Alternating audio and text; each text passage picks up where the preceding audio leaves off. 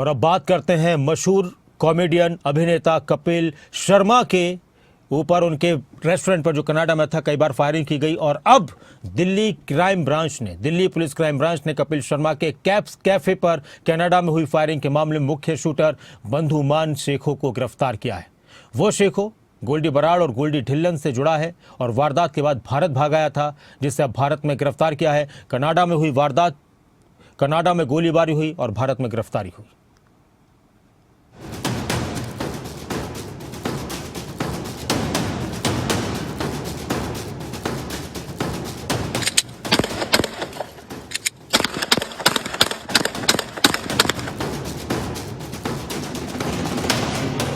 Delhi police crime branch ने Canada में comedian Kapil Sharma के कैप्स कैफे में हुई फायरिंग के आरोपी को पंजाब के लुधियाना से गिरफ्तार कर लिया। आरोपी का नाम बंधु मान सिंह शेखो है, जो गैंगस्टर गोल्डी ढिल्लो गैंग का अहम हैंडलर भी बताया जाता है।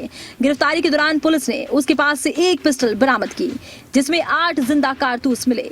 पुलिस के मुताबिक शेखों के भारत में छिपे होने की सूचना मिली थी। शेखों पर आरोप है कि उसने फायरिंग की साजिश रची और शूटर से लेकर लॉजिस्टिक तक सपोर्ट किया था। शेखों पर आरोप है कि उसने फायरिंग की साजिश रची थी और शूटर्स के लिए लॉजिस्टिक सपोर्ट भी मुहैया करवाया था। बंधुमान सिंह को हमने 25 तारीख को लुधियाना से अप्रेंड किया था और ये हमारे एक पुराने केस जिसमें आर्म सप्लाई का केस था, उसमें इसके डिस्क्लोजर में नाम आया था। तो उसको अप्रेंड करने के बाद मालूम चला कि ये कनाडा बेस्ड गैंगस्टर है, जो अभी अगस्त के महीने में कनाडा से इंडिया लौट के आया है और वहाँ के कई फायरिंग इंसिडेंट और एक्सटॉर्शन के केसेस में शामिल है और वहाँ पर अरेस्ट भी हो चुका है। तो इंडिया किस लिए आया था? इंडिया जो कनाडा में इंसिडेंट्स हो रहे हैं उसमें इसका नाम आया था, तो जो हमें लग रहा है और हमारी इन्फॉर्मेशन कहती है कि ये वहाँ से भाग के आया था क्योंकि कनाडियन पुलिस को खोज रही थी। चुनाव भी लड़े, इसने कुछ पॉलिटिकल इन्वॉल्वमेंट? अभी बहुत इनिशियल स्टेज पर जो हमें मालूम चला है कि लोकल लेवल पर जब स्टूडेंट टाइम पर से कुछ चुनाव कॉलेजेस में लड़े थे। दिल्ली क्राइम ब्रांच का कहना है कि शेखों लंबे समय से भारत और कनाडा के गैंगस्टर्स के बीच कड़ी के तौर पर काम करता रहा। ये गोलीबारी, उगाही, धमकी जैसे मामलों में शामिल रहा। DCP crime branch Sanjeev Kumar Yadav ने बताया, अगस्त में कनाडा से भारत लौटा था और वहां कई गोलीबारी की घटनाएं और जबरन वसूली के मामलों में शामिल था। कनाडा पुलिस भी उसे ढूंढ रही थी। देखिए, ये जो कैप्स कैफे पर जो फायरिंग की बात इसने उसमें इन्वॉल्वमेंट या जो लॉजिस्टिक सपोर्ट इसने प्रोवाइड किया है, जो बात इसने कबूल की है, ये वारदात एक फॉरेन लैंड पर हुई है, कैनेडियन सोइल पर हुई है। ये अभी इंडिया में इसका किसी तरीके से कोई इसका लिंक तो है नहीं यहाँ तो, लेकिन इसने यहाँ आने पर जो वेपन प्रोक्योर किया, हम उसकी तफ्तीश कर रहे थे और क्यों किस वजह से इसने वेपन प्रोक्योर किया, क्या इसके मोटिव थे, उसको इंटरोगेट कर रहे हैं इसको। ये अभी अंडर इन्वेस्टिगेशन है। इसने कभी स्टूडेंट पॉलिटिक्स में इलेक्शन कंटेस्ट किया था, बाकी तफ्तीश अभी जारी है। सर, ये इंडिया कब आया था? इंडिया क्या कारण रहा? ये 2019 में पहली बार कनाडा गया था। ये एम्प्लॉयमेंट वीज़ा पर गया था वहाँ पर और वहाँ इसने 2-3 मल्टीपल लोकेशंस पर काम किया इसने। उसके बाद ये इन ये एक्सट्रीमिस्ट के संपर्क में आया, वहाँ पर किसी केस में जेल गया, वहाँ जेल में उन लोगों के संपर्क में आया और फिर उनके साथ ही काम करने लगा है। इंस्टेंट केस में इसने लॉजिस्टिक सपोर्ट प्रोवाइड की है। जो फायरिंग करने वाले जो इंसान थे उनको गाड़ी प्रोवाइड की है और गाड़ी वारदात के बाद जो गाड़ी पार्किंग होनी थी वहाँ पर इसको पार्क करने में मदद की है। कपिल शर्मा का कैफे कनाडा के शहर सरी में है। इसकी 7 जुलाई 2025 को ओपनिंग थी। इसके 3 दिन बाद 10 जुलाई को कैफे पर फायरिंग की गई थी। इसके बाद कई बार फायरिंग हुई थी।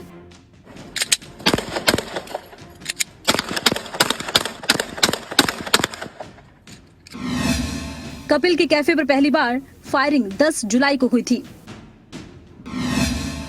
इस दौरान हमलावरों ने कैफे पर 9 राउंड फायरिंग की। हमले की जिम्मेदारी खालिस्तानी आतंकी हरजीत सिंह लाडी ने ली थी। कपिल के कैफे पर दूसरी फायरिंग 7 अगस्त को हुई थी। खिड़कियों में 6 गोलियों के निशान और टूटा हुआ शीशा दिखाई दिया। कपिल के कैफे पर तीसरी बार फायरिंग 18 अक्टूबर को हुई। इसके बाद लॉरेंस गैंग ने सोशल मीडिया पर जिम्मेदारी ली।